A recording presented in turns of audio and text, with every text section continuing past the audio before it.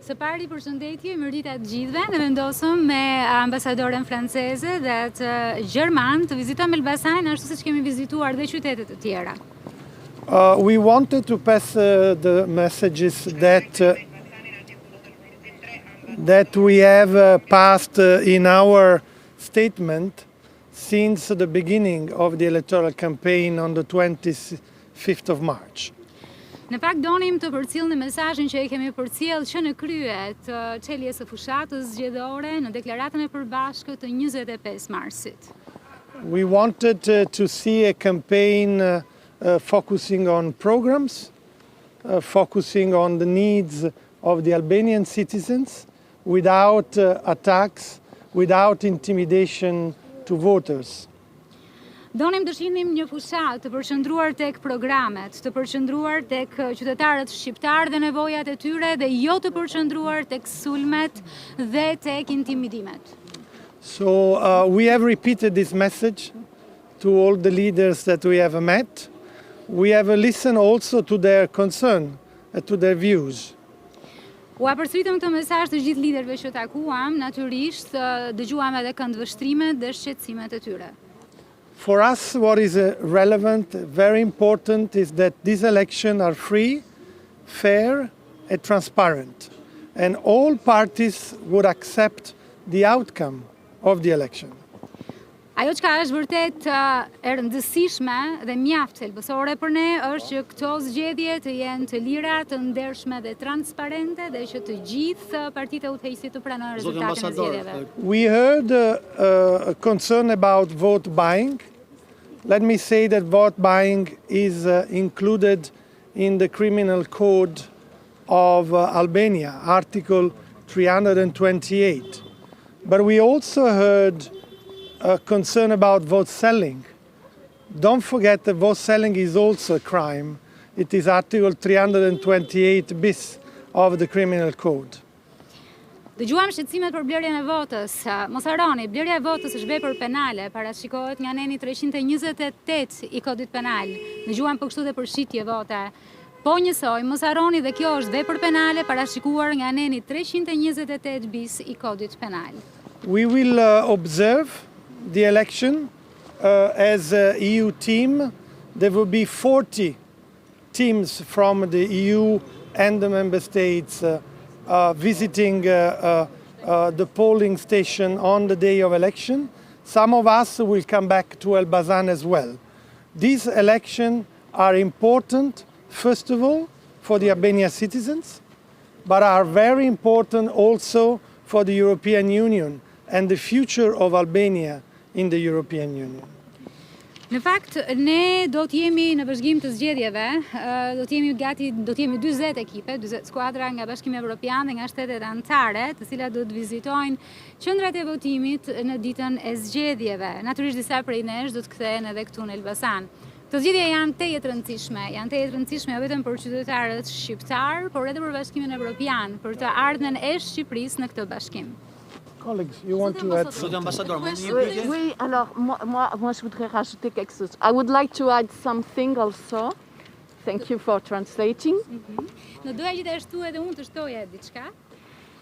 I think really to abolish hate speech would be the next very important thing for the elections here in Albania.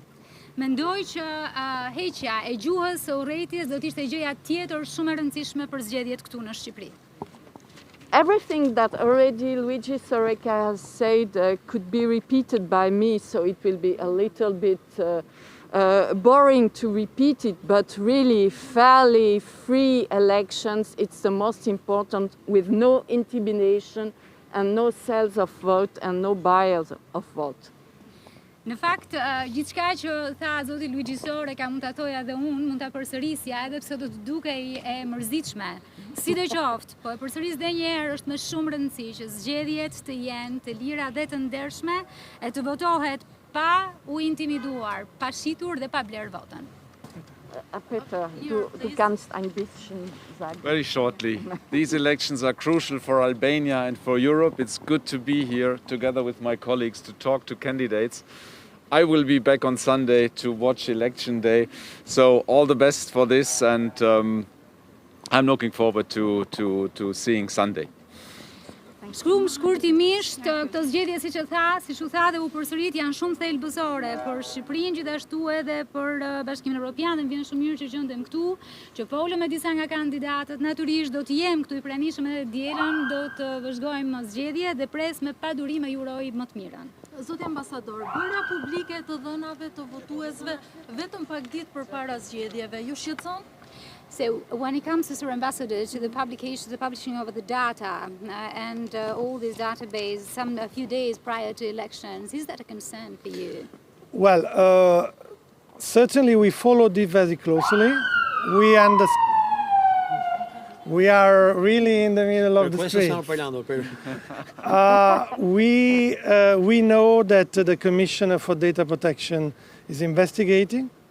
We know the SPAC is investigating. It's important to let them investigate and give us the result. On that base, we will make our assessment.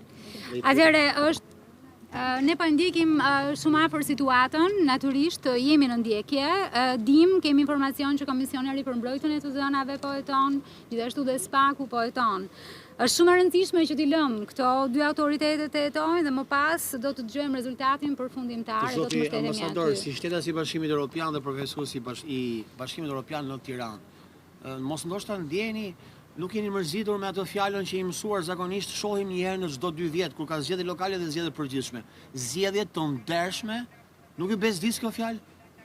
So, Mr. Ambassador, being a EU citizen as well as the representative of the EU in Tirana, well, actually, are you not fed up with the word that we hear at least every once in 2 years, fair elections?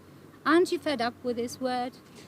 No, because every election should be fair and must be fair, must be free and must be transparent. So at every election, we will continue to repeat this need. So I will not fed up. I will fed up by knowing that there are unfair and not free and untransparent elections.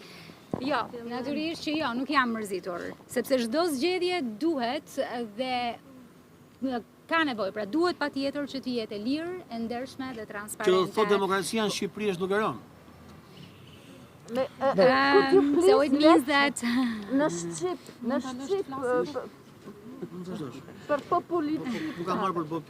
Go ahead with the reply. Then we give a chance to the others also to pra ideja është që duhet të jenë të lira, të ndershme dhe transparente. Dhe jo, nuk do të mërzitemi së përsërituri, por aq kohë sa zgjedhjet nuk janë të lira, nuk janë të ndershme dhe nuk janë transparente. Zoti ambasador, ju shprehet që nëse Shqipëria nuk zhvillon zgjedhje të lira dhe të ndershme, rrezikon integrimin në Bashkimin Evropian. So, Mr. Ambassador, you've mentioned that if Albania fails to conduct free and fair elections, so once again, so you said I think I got this one in Albanian. I'm slowly improving. This is an important test. It's an important test, as in every democratic country, to show that a country which aspires to become a member of the family of the European Union is able to run free and fair elections. We are confident that it will happen, and we will be able to make an assessment on the basis of their report already on Monday. We hope and we look forward, as you know, to open the accession negotiation with Albania already this year. We are monitoring the election and we will make our assessment afterwards.